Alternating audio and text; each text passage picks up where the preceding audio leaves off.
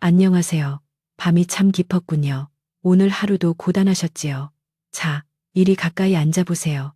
화로에 밥이나 구워 먹으며 옛날 이야기 하나 해드리지요.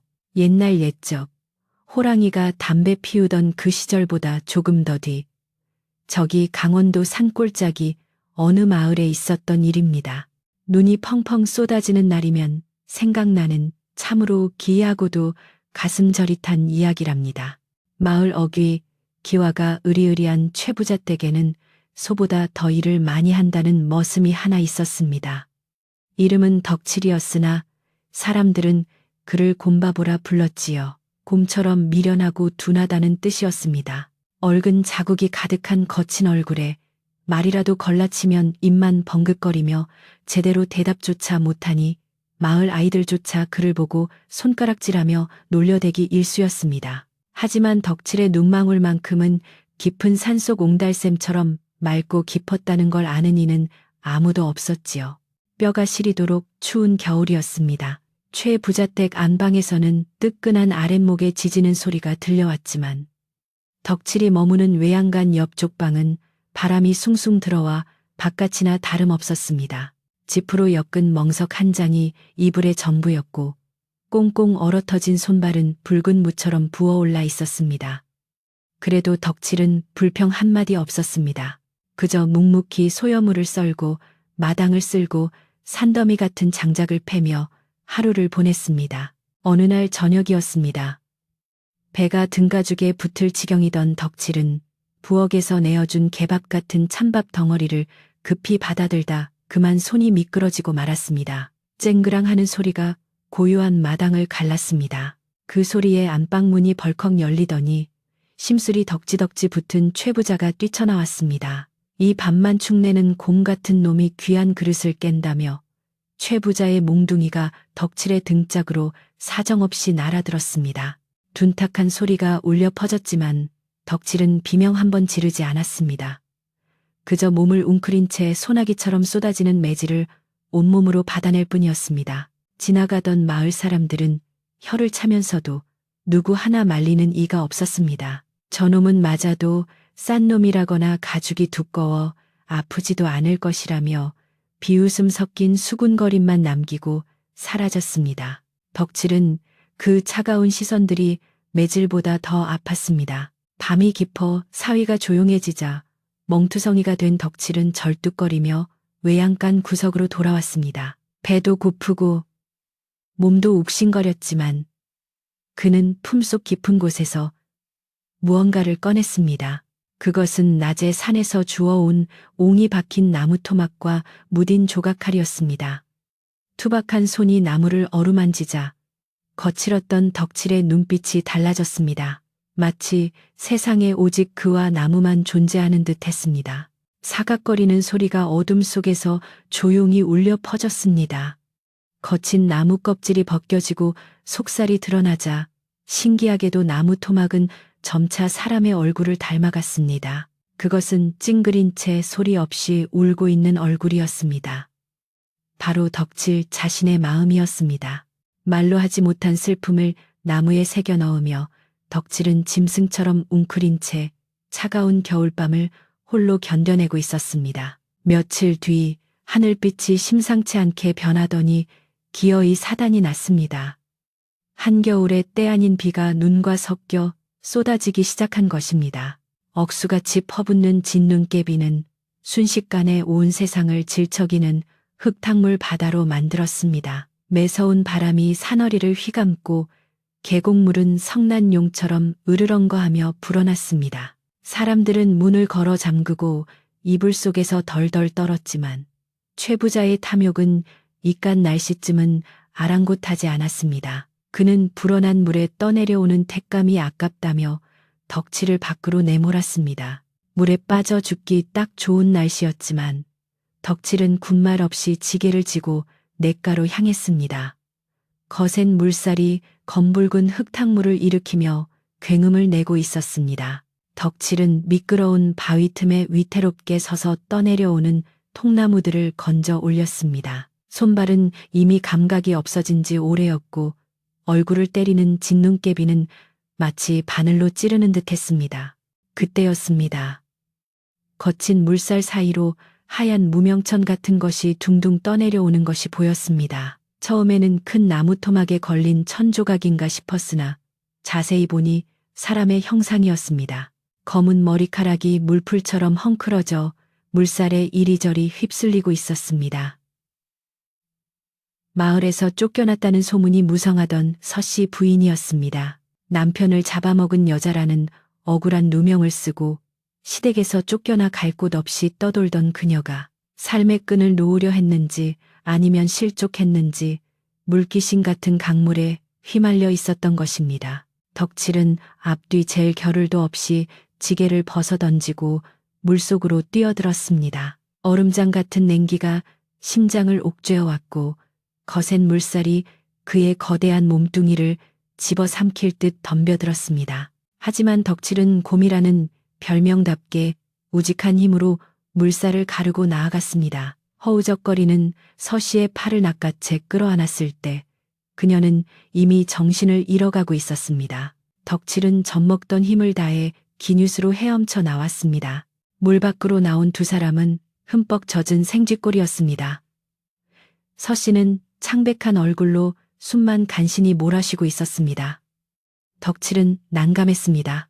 이대로 마을로 데려가다간 남녀가 유별한 세상에 무슨 험한 소리를 들을지 뻔했고 혹여나 최 부자가 알면 그의 경을 칠 일이었습니다. 잠시 멍하니 서 있던 덕칠의 머릿속에 번뜩 떠오르는 곳이 있었습니다. 산 중턱에 버려진 숯 굽는 오두막이었습니다.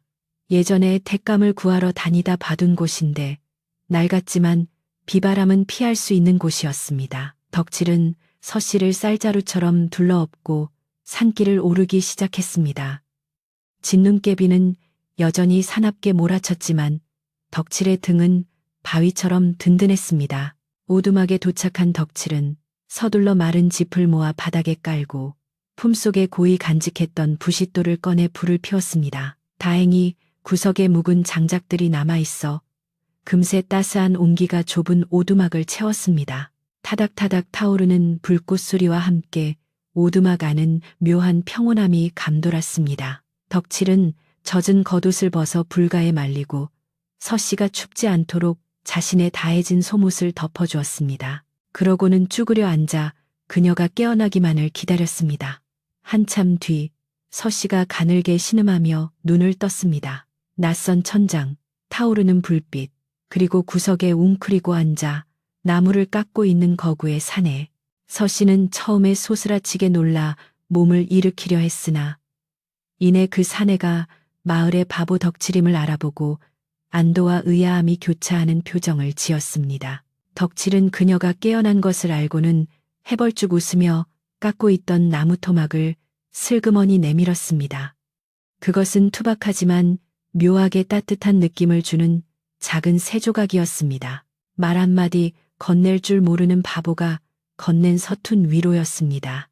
그날 밤 오두막 밖에서는 폭풍우가 몰아쳤지만 안에서는 두 사람의 기이한 동거가 시작되었습니다. 세상에서 가장 천대받는 머슴과 가장 비참한 처지에 놓인 과부. 서로의 상처를 알아보아서였을까요? 서씨는 덕칠의 흉측한 얼굴이 아닌 나무를 다듬는 그의 섬세한 손길과 맑은 눈빛을 가만히 응시했습니다. 그녀의 눈에 비친 덕칠은 더 이상 바보가 아니었습니다. 그것은 진흙 속에 숨겨진 옥석을 처음으로 발견한 순간이었습니다. 긴 겨울이 가고 산골짜기에도 기어이 봄이 찾아왔습니다. 얼어붙었던 계곡물이 풀리며 졸졸 노래를 부르고 무채색이던 산빛 아래는 진달래가 수줍게 붉은 얼굴을 내밀었습니다. 산속 오두막에도 훈훈한 봄바람이 불어왔습니다. 그간 덕칠의 손끝은 물이 올랐습니다. 낮에는 산나무를 캐고 밤에는 호롱불 아래서 나무를 깎는 나날이 이어졌지만 두 사람의 얼굴에는 예전에는 볼 수 없었던 화색이 돌았습니다. 서씨 부인은 본래 몰락한 양반가의 규수로서 글과 안목을 갖춘 여인이었습니다. 그녀는 덕칠이 무심코 깎아놓은 나무 조각들을 보며 감탄을 금치 못했습니다. 버려진 썩은 나무 토막인데도 덕칠의 손을 거치면 살아서 숨쉬는 다람쥐가 되고 인자한 미소를 머금은 부처님이 되었습니다. 그저 바보인 줄만 알았던 사내의 가슴속에 세상 그 누구보다 맑고 고귀한 예술혼이 깃들어 있음을 서씨는 꿰뚫어 보았습니다. 부인의 격려에 힘입어 덕칠은 본격적으로 조각을 시작했습니다. 혼례 때 쓰는 기러기 한 쌍, 아이들이 가지고 놀 나무팽이, 그리고 마을 어귀 장승의 축소판 같은 신묘한 조각들까지. 서씨는 장날이 되면 이 물건들을 보따리에 싸서 읍내 장터로 나갔습니다. 얼굴을 쓰개치마로 가리고 좌판을 벌이니 처음에는 거들떠보지도 않던 사람들이 하나둘 모여들었습니다. 조각의 섬세함과 그 안에 담긴 따스한 기운에 홀린 사람들은 앞다투어 주머니를 열었습니다. 쌀이 생기고 옷감이 생기고 무엇보다 사람 구실을 한다는 자부심이 생겼습니다. 읍내에는 산속에 신성 같은 이름 없는 장인이 산다는 소문이 파다하게 퍼졌습니다. 그러나 호사다마라 하였던가요. 이 소문은 기어이 탐욕스러운 최 부자의 귀에도 들어가고 말았습니다. 장터에서 비싸게 팔리는 목각 인형들이 제 산에서 나는 나무로 만들어졌다는 소리를 들은 최 부자는 당장 하인들을 이끌고 산으로 쳐올라갔습니다. 봄볕이 따사롭던 어느 오후, 오두막의 평화는 흙발에 짓밟히고 말았습니다. 최 부자는 마당에 널려있는 나무 조각들을 보자마자 눈이 뒤집혔습니다. 돈이 될 만한 것들이 지천으로 널려 있었기 때문입니다. 그는 몽둥이를 든 하인들에게 닥치는 대로 때려 부수라 명하고 덕칠과 서씨를 포박했습니다. 덕칠이 겁에 질려 부들부들 떨며 몸을 웅크리자 최 부자는 덕칠의 뺨을 후려치며 소리쳤습니다. 내 산의 나무를 훔쳐다가 도둑질을 일삼고 남녀가 유별한데 산속에 숨어들어 풍기문란을 저질렀으니 관하로 끌고 가 경을 치게 해주마. 두 사람은 오랏줄에 묶인 채 마을로 끌려 내려왔습니다. 최 부자는 자신의 위세를 과시하려는 듯 일부러 사람이 많은 마을 한복판을 지나며 고래고래 고함을 질렀습니다. 마을 사람들이 구름처럼 몰려나와 웅성거렸습니다. 곰바보가 도둑질을 했다네. 저 과부가 바보를 홀려서 살림을 차렸다네. 온갖 입에 담지 못할 추문들이 비수처럼 날아들었습니다. 덕칠은 수치심과 공포에 고개를 들지 못하고 눈물만 뚝뚝 흘렸습니다. 그때였습니다. 줄곧 침묵하던 서씨가 고개를 꼿꼿이 들었습니다. 헝클어진 머리와 남루한 옷차림이었지만 그녀의 눈빛만은 서슬퍼런 칼날처럼 빛나고 있었습니다. 그녀는 몰려든 군중과 최 부자를 향해 또렷한 목소리로 외쳤습니다. 여보시오들, 내 말을 좀 들어보시오. 저 사람은 도둑이 아닙니다. 이 산천에 널리고 널려 썩어가는 나무토막 하나 주워다가 밥 한 톨 축내지 않고 제 손으로 생명을 불어넣은 것이 어찌 죄가 된단 말입니까? 최 부자, 당신은 이 사람이 십수년을 소처럼 일해줄 때는 밥 한 그릇 제대로 주지 않고 짐승 취급을 하더니 이제 와서 저 버려진 나무가 아까워 도둑으로 몬단 말입니까? 서씨의 목소리는 카랑카랑하게 좌중을 압도했습니다. 그녀는 계속해서 말을 이었습니다. 하늘이 내린 재주를 가진 이를 바보라 손가락질하고 지압이 잃은 슬픔에 빠진 이를 보듬기는커녕 사지로 내몬 것이 바로 당신들 아닙니까? 우리는 비록 가진 것 없어 산속에 숨어 살았으나 단 한 번도 남의 것을 탐한 적 없고 부끄러운 짓을 한 적이 없습니다. 저 사람의 손을 보십시오. 저것이 도둑의 손입니까? 아니면 묵묵히 세상을 빚어내는 장인의 손입니까? 서씨의 서리 같은 일갈에 시끄럽던 마을이 찬물을 끼얹은 듯 조용해졌습니다. 사람들의 시선이 덕칠의 험한 손과 최 부자의 번들거리는 비단옷을 오갔습니다. 킬킬대던 비웃음은 사라지고 사람들의 눈빛에 동요가 일기 시작했습니다. 개중에는 고개를 끄덕이거나 최 부자를 흘겨보는 이들도 생겨났습니다. 평생 바보라고 무시당하던 덕칠을 위해 목숨을 걸고 변호해주는 서씨의 기계에 눌려 최 부자조차 입을 딱 벌린 채 할 말을 잃고 말았습니다. 바람의 방향이 바뀌고 있었습니다. 관아의 높은 대문 너머로 서슬퍼런 기운이 감돌았습니다. 형틀이 놓인 마당에는 엄숙한 정적이 흘렀고 동원 마루에는 고을 원님이 근엄한 표정으로 앉아 있었습니다. 최 부자는 의기양양한 표정으로 덕칠과 서씨를 가리키며 목에 핏대를 세웠습니다. 저놈들이 재산의 나무를 도둑질하여 사리사욕을 채웠으니 엄벌에 처해달라는 것이었습니다. 덕칠은 사시나무 떨듯 떨고 있었지만 서씨는 두 손을 꼭 모은 채 흔들림 없이 원님을 응시했습니다. 원님은 최 부자가 증거물로 내놓은 목각 인형들을 한참이나 들여다보았습니다. 싸구려 장난감이라 여겼던 물건들에서 뿜어져 나오는 기운이 예사롭지 않았기 때문입니다.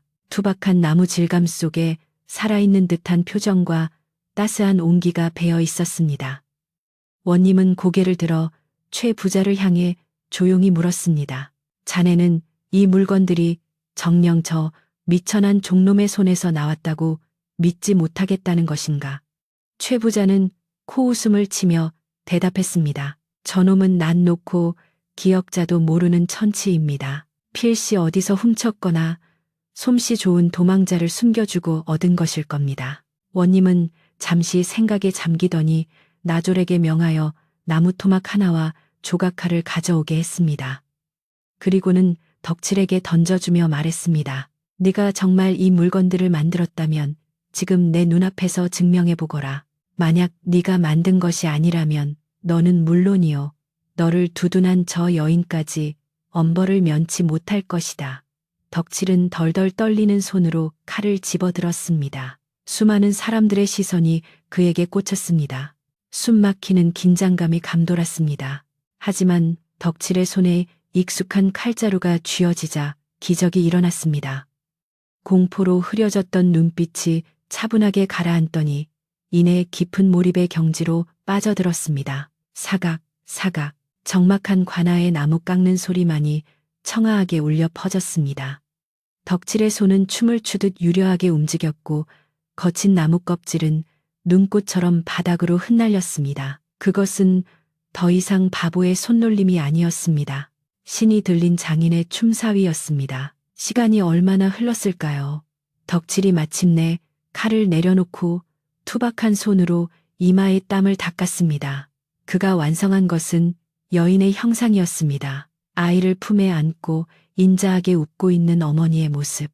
그 표정이 어찌나 생생하고 자애로운지 보는 이들의 가슴을 뭉클하게 만들었습니다. 원님은 자리에서 벌떡 일어나 그 조각을 받아들었습니다. 차가운 관료의 얼굴에 뜨거운 눈물이 주르륵 흘러내렸습니다. 그것은 일찍 여의고 사무치게 그리워하던 원님의 어머니를 꼭 닮아 있었기 때문입니다. 원님은 떨리는 목소리로 말했습니다. 이것은 손으로 깎은 것이 아니다. 마음으로 빚은 것이다. 천하의 명공이라도 흉내낼 수 없는 지극한 효심과 순수함이 여기 있다. 그러고는 서슬퍼런 눈으로 최 부자를 노려보았습니다. 네 이놈 최 부자야. 너는 욕심에 눈이 멀어 진주를 돼지뼈라 우기고 하늘이 내린 재주를 가진 이를 짐승 취급하였구나. 네 죄는 단순히 사람을 무고한 죄보다 더 무겁다. 사람의 귀한 가치를 알아보지 못한 죄. 그것이 바로 내 놈의 죄다. 원님의 호통 소리가 쩌렁쩌렁 울리자 최 부자는 얼굴이 하얗게 질려 바닥에 납작 엎드렸습니다. 원님은 최 부자에게 곤장형을 내리고 그가 부정하게 축제한 재산의 일부를 몰수하여 덕칠과 서씨에게 보상하도록 판결했습니다. 관아 마당을 가득 메운 구경꾼들 사이에서 우레와 같은 함성이 터져 나왔습니다. 덕칠은 얼떨떨한 표정으로 서 있었고 서씨는 감격에 겨워 덕칠의 거친 손을 잡고 하염없이 눈물을 흘렸습니다. 그날 이후 덕칠은 더 이상 곰바보라 불리지 않았습니다.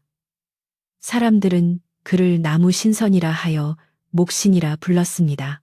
최 부자에게 받은 보상금으로 두 사람은 산 아래 양지 바른 곳에 번듯한 기와집을 짓고 혼례를 올렸습니다.